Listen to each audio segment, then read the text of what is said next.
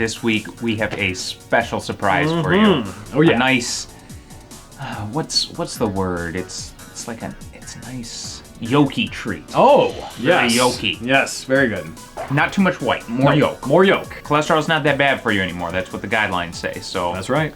we're giving you the yolk. And this week we are swapping channels with the Easter egg hunter to showcase some unique Zelda secrets. Absolutely. Now, for those of you that don't know, James, the Easter egg hunter, one of his specialities is showcasing Zelda glitches via cartridge tilting. So it's like literally it's in the system and you kind of tilt it and glitches out the game, does some cool stuff. So we're going to be hosting his channel and he's going to be hosting our channel for the day. That's really fascinating. I did not know that the Easter egg hunter had a real name. Hello everyone who watches Hard for Games, I am James, the Easter egg hunter, and while yes, I primarily concentrate on secrets in video games, today I'll be focusing on 2 of my favourite glitches and 3 individual cartridge tilting methods. If you don't know what cartridge tilting is, then it's used to cause a glitch within a video game on purpose by pulling up the cartridge on the left hand side ever so slowly, which in some cases will allow us to bypass and access certain areas in games earlier than the game would normally allow us. Plus we'll also check out the debug menus and 2 of my favourite glitches spanning across the Ocarina of Time and Majora's Mask.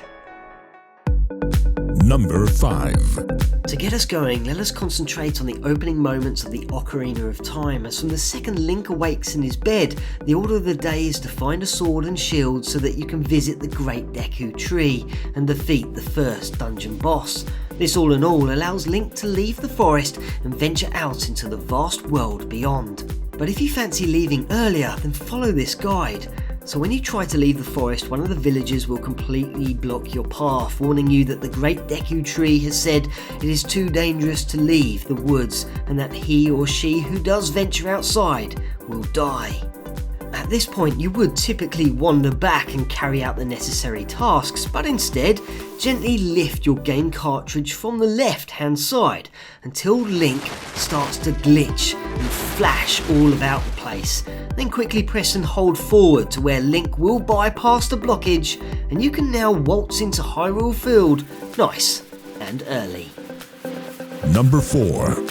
The Great Bay Coast is to the west of Termina and is not typically accessible until Link has acquired his trusty steed Epona, where together they can jump over the wall that blocks the way on foot. But after gathering up the Goron Mask, head to the west of Clock Town to pick up some bombs for 30 rupees. Next wander over to the wall that blocks the road ahead and pop the Goron Mask into the sea icons and plonk Link just a few steps away from the wall. Then gather a bomb and plonk it down in front of Link by hitting A and promptly put on the Goron Mask and position yourself up against the wall. Next, by holding A so that you curl up, and just as the bomb is about to detonate, hit B while still holding A so that you jump up into the air, and if timed just right the bomb will explode and the force will send you up over the wall and on into the Great Bay nice and early.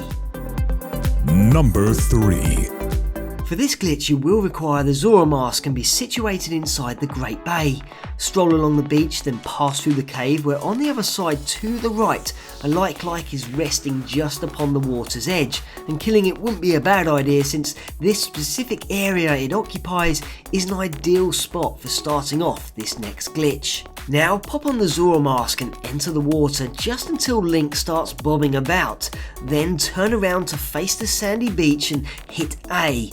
This will cause Link to propel forward and thrust upwards out of the water towards the sand, and almost as if Link is about to fly. At this very moment, immediately pull back on the analog stick and repetitively tap A to allow Link to fly all over the sea, and you can guide him by simply using the analog stick.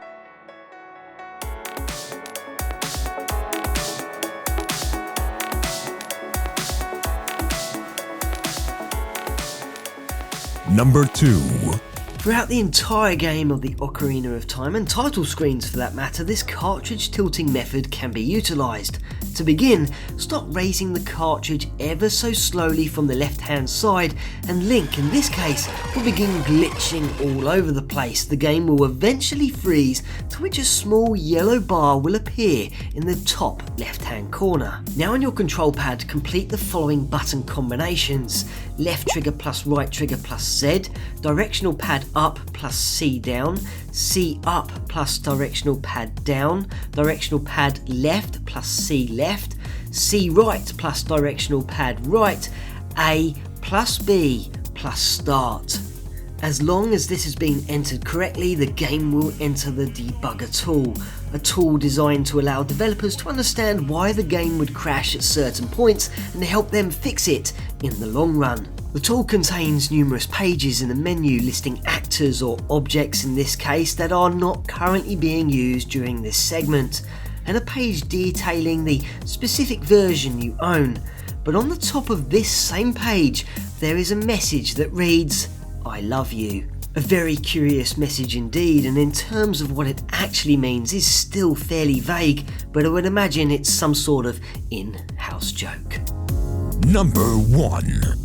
To finish, Majora's Mask also contains its very own set of debugger menus and can be entered in a similar method, though 9 times out of 10 it will work while Link is having a conversation with a character. So once more, pull ever so gently on the left hand side of the game until perhaps the screen goes black, where this time a red line will occupy the top left corner. To keep this next part stable, push the cartridge back into the N64 fully and punch in and hold the following button combination: directional pad left, left trigger, right trigger, C right, and start.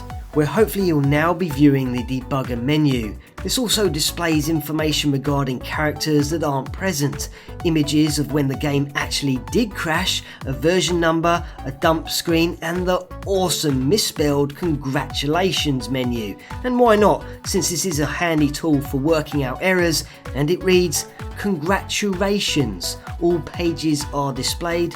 Thank you, you are great, debugger."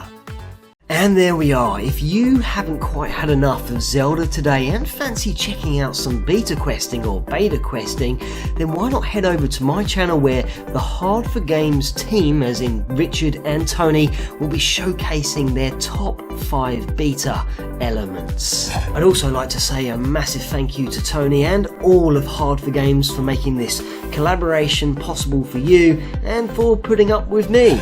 Please subscribe to Hard for Games, and if you fancy popping by the Easter Egg Hunter, then it would be great to see you. Once again, James, thank you so much for coming onto our channel and hosting it for the day. I hope that you, the viewer, enjoyed it, and if you did, head over to the Easter Egg Hunter channel. There's some amazing content there. Also, of course, wanted to thank NDLMongoose. He provided the countdown for our videos. He's an amazing and very talented voice actor. Make sure to check out his channel as well. There will be links in the description below.